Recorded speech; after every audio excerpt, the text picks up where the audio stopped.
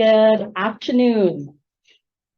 So I want to thank you all for being here and the organizers for inviting me to share my thoughts on what is now a very interesting discourse on repression, state exception, and the relative autonomy of post-colonial states.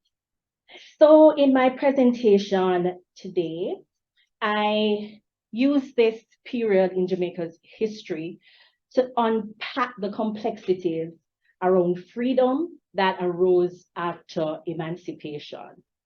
I will examine how the colonial states' effort to emancipate the enslaved population, the time between the reading of the Emancipation Declaration in 1834 and at the point of the Morant Bay Rebellion, I'm viewing as an interregnum, a point where there was not a clear organization of power, and I'm adopting from Baldwin's discussion in 1972 when he said that there was something old that was dying and something new that is emerging. And within that process of something dying and something emerging, there are these processes of negotiation. So the Morant Bay Rebellion is one of the most reconstructed components of Jamaica's history. And one of my professors in Jamaica said, "Why did you go all the way back there?" And there's already so much written on this particular point in our history.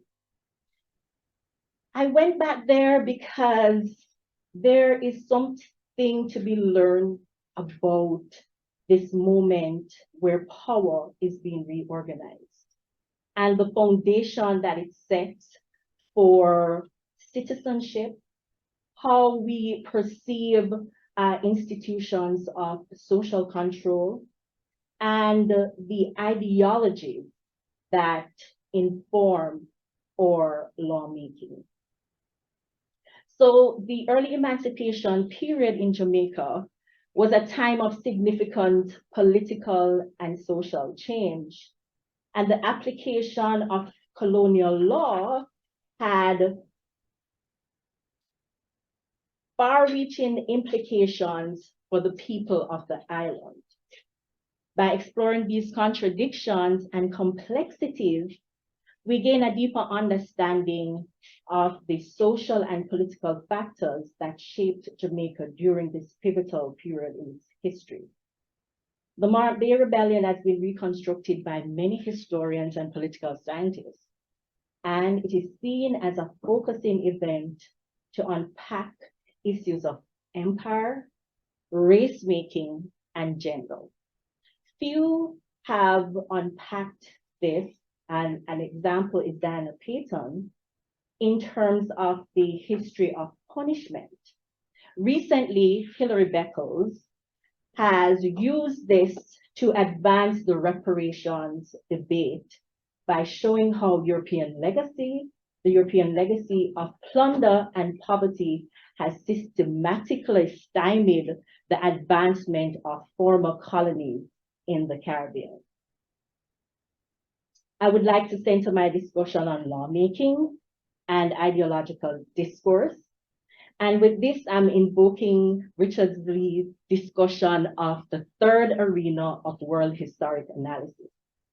So for Richard Lee, he saw the world systems analysis focused on world scale division of labor, world and integration of labor, social formation, deformation, and he thought that there was a particular merit in focusing on structures of knowledge.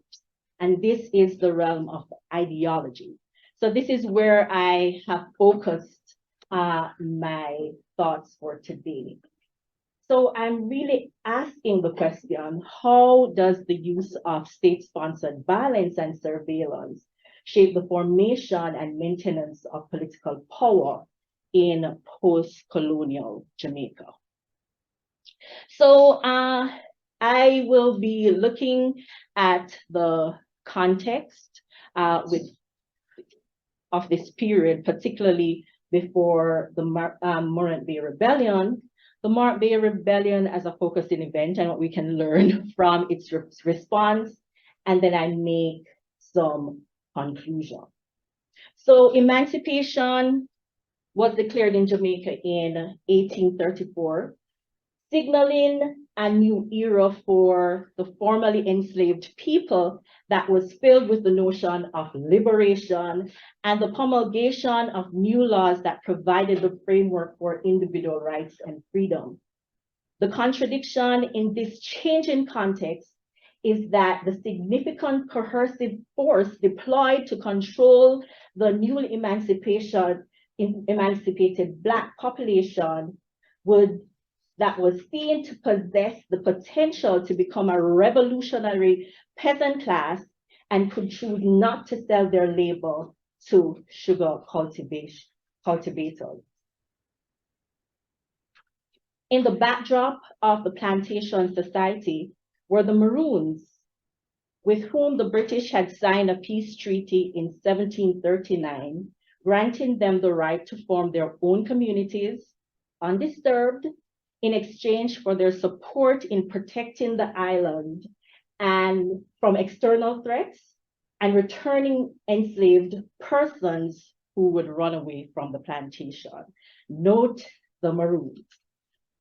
Of significant interest to my analysis too are the provision grounds. And we know that we've read on Sidney Mintz and his discussion of the provision grounds, which were these small plots of land that were given to enslaved population to participate in their own social reproduction during slavery. This gave them some autonomy from the plantation economy, and there are historical accounts of this being the foundation for the slave market, and I'm not talking about slave auctions, like where slave actually had this market, where they would have their surplus produce and crafts that they would exchange. So Peyton, in her discussion, in her book, No Bond But the Law, she had a very interesting discussion of a scene from the Mount Zion Church, where the slaves had heard about the emancipation and were celebrating. And one of the things that they were celebrating is that we're being liberated from whips, that we're going to be engaged in wage labor, and that wage labor would benefit us and our families. All right. So they were not anticipating the continued repression that the new laws would actually promote. So just a little in terms of my methodology. So I'm using secondary sources and archival research. And this summer, I actually went to Jamaica, my home, and I did archival research around this period, the period of the labor riots and our early independence period. So this talk is focused on the period, the post-emancipation period. I'm tying with this methodology two of the history of the present, where I'm actually, my question that I start with is the continued use of repression. So in 2017, the Jamaican government, this was heavily debated, they promulgated the Zone of Special Operations, which gave the government additional powers to suppress crime in particular communities. And within that debate, that parliamentary discussion, many persons were saying what is really pushing the high rates of crime and violence in Jamaica is the socioeconomic issues that we are not solving. But still, the continued response of the state, which they will say is a menu of intervention, is to have throughout history these repressive form of control. So I am actually reading the history of this repressive form of control. In fact, one of our member of parliament had said, why is it that we are continuing to do these things that historically has not served us? And a member of the government said that we can't really use the history to confound us, right? We have to establish the laws in such a way that we circumvent the problems of history. So I wanted to really read through this history. So to understand this history, because our final court of appeal in Jamaica is still the Privy Council in the UK. And so the British colonial legacy is still strong in Jamaica. So to read this history, the unit of analysis has to be the British Empire, and the unit of observation, of course, Jamaica. So I gave this opening remarks about no bond but the law. And here, the picture above is the celebration after emancipation. And here you would see that the African population there, they had their best on. You know, this was a church service. They were celebrating. But a few years later, scenes in the houses of correction were the whipping, flogging, and the treadmill, things that they thought would be a part of their past. So this context of the early emancipation period was a discussion about state legitimacy. So previously, social control was basically private. The plantation militias, yes, there were slave courts and there were constables, but punishment was really, and other forms of social control was really directed as a private enterprise.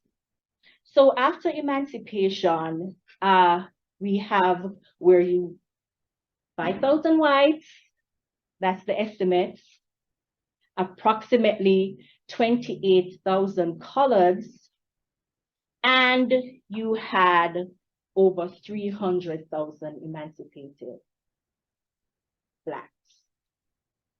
So there were many historians have spoken about the planter class actually trying to have the legislator remain white. But these especially colored persons created this middle class between the whites and the Blacks. And in many regards, the whites saw this as problematic. Where will their support be? And in many instances, we see where the educated Blacks, many of them who have elevated because of education from the Baptist Church, the Wesleyans, and other Quakers, other religious groups who gave access to education. And also, like one of the characters that we will look at, he was born from a slave master and had the opportunity to actually be educated overseas. So the class relations and social relations of the plantation society was changing rapidly, and more persons who were non-whites had the potential now to become a part of the government. Only 1,600 persons were eligible to vote at the time. Of course, with the accumulation of wealth, then many could again have the potential to be on the electoral roll and change the balance of power in the plantation society. So as the emancipation period progressed, this post-emancipation period progressed, there were changes in the world system that really significantly affected what was happening in Jamaica. And a major part of this was the focus on British industrialization, the fallout of sugar. The Sugar Duties Act 1846, which removed preferential treatment for sugar from Jamaica. So now sugar producers had to compete with Brazil and other places, beet from Europe.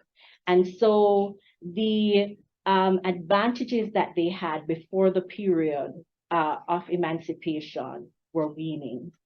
So in this correspondence in 1865, Governor Eyre had said, who was the governor of Jamaica at the time, and he really had limited power in the Jamaican Parliament. He was basically just signing off on laws. He was, of course, sent by the British colonial government, and the plantocracy really controlled the legislature and, more importantly, the treasury, which became a major part of this problem. So he basically, looking at what was happening in Jamaica at the time, the changes in class relations, the increase in vagrancy and prix de l'asthme and all these issues, he was writing to see, we need some additional help in Jamaica. But the governor's response was what was interesting. So the focus here is to get the previously enslaved Africans to remain on the plantation and become a part of that wage labor so that they can enrich the planters. And in enriching the planters, that is how you will build the Jamaican society. You need more taxation. We can't really be sending more money from the British colonial empire because you're not really important as you were before, right? And so this really laid a foundation for many things that transpired, including really heavy taxes for the enslaved Jamaicans who had access to those provision grounds.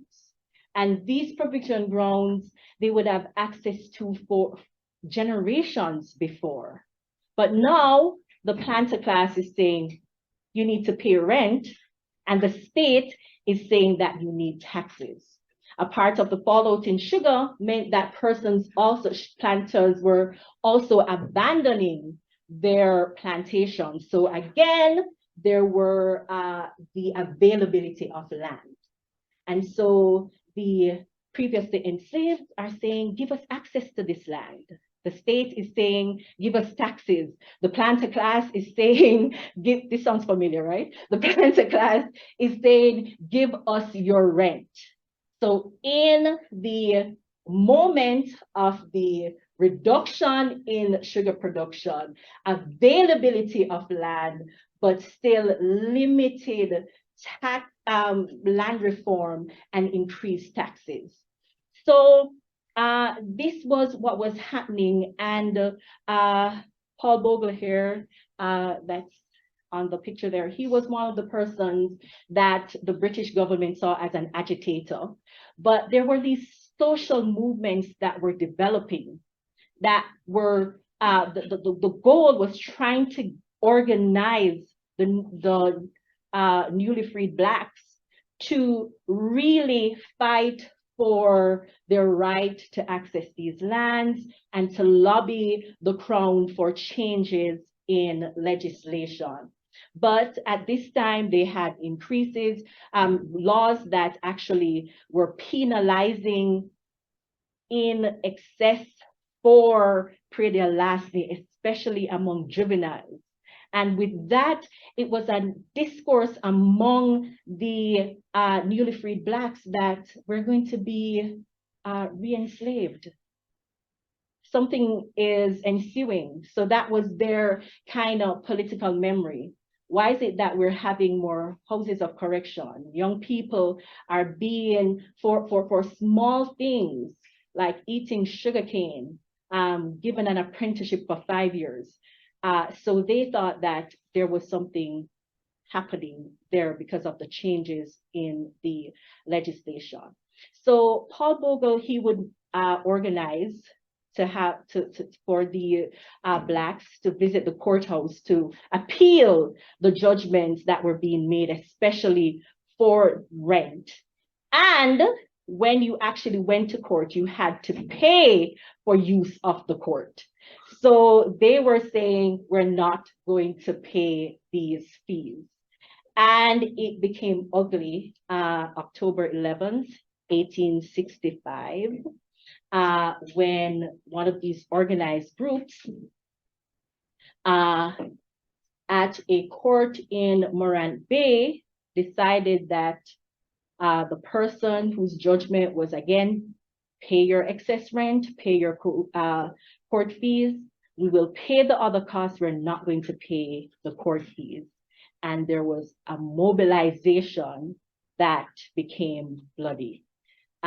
In that, 18 people were killed, including the magistrate at the time, the vestry leaders, militia, and martial law was proclaimed. And this happened at the east, so in the dark section there, the eastern end of the island. Now, this is where the ideology becomes quite interesting, because martial law was declared because there was a threat. And so in the subsequent hearing for this, to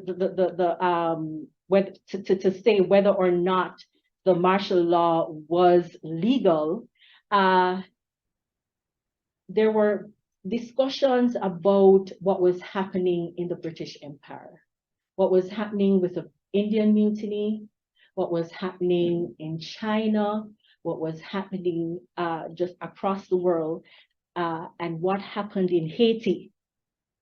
And so with a small white population and a large Black population, if there is something that is a threat to the peace, the Queen's peace, then martial law, it is okay to, or it's legal to proclaim martial law. What happened after really stimulated a very interesting question, and I'm almost out of time. But the Jamaica Committee was established, and they were in England, led by John Stuart Mills, great thinker at the time, and Air Defense Committee, and that was led by Thomas Carlyle, also a great thinker. And for weeks, there were these ideological discourse about, no, not martial law on newly freed Blacks in Jamaica, but what happened to British subjects. And in that discourse, it is a different kind of orientation. Now we have to look at the British Empire. We have to look at what is permissible in the British Empire, we have to look at what British citizenship mean both in Britain and in the colonies. And a part of this, the question of Ireland came in, the question for India came in, so many interesting discussion about subjectivities and how you punish, what kind of social control should be applied. And at the end, which I don't have time to go through, but at the end, Eyre was exonerated, but with much like discourse around that. But there were thoughts that the martial law is something that does not belong in British common law. There was a martial law that was articulated, and this articulation, because it went through the Jamaican legislature, somehow it was corrupted there. But there is something about the kind of state exception that carries with it a particular power that is problematic. And that is something that I will use in terms of the ideology for lawmaking as we move forward in the other periods and leading up to what's happening in Jamaica now. So the response, as I said, martial law went on trial. Jamaica got a new governor, and this new governor was from Bengal. And he came with all the knowledge of what is needed to create social order, yes, at the end of mutiny, these confrontations. So he was there for institutional making. And a big part of this institution was to have an organized police force, because one of Eyre's defense was that if it is that we don't have an organized police force, then we have to call the militia. And what was happening in the seas, there were British forces close to Cuba. So when that alert went out, they were responding from Cuba. They were still in the seas after the American Civil War. So people came from, so forces came from the US, forces all over to respond to what they thought was another Haitian type revolution, right? But this lasted for over a month. And one of the things that was said in the trial was that there was suppression. And if you apply martial law and there was suppression, why weeks after the houses of Blacks were being burned, people were being beaten? This is not now about punishment, but it's something about revenge. It's something about trying to exert a particular power. And of course, there was an introduction of a new court system that would increase access to justice. So in the realm of ideology, using this discussion, what the planter class actually wanted, their power was actually relinquished, because after the Morant Bay Rebellion, the British government decided on direct crown rule, meaning their power was checked. And then getting into this mission discussion about the state of exception. I see you laughing. And this state making and the European discourse around state making through Charles Tilly, how state make war, and how does this happen within a British colonial context where the war making is happening on the inside, and there are all of these ideologues actually discussing whether or not that war was warranted. So yes, so that is how I'm using Richard Lee and this third arena of world historical analysis to look at state formation, repression, and reform in the Jamaican context.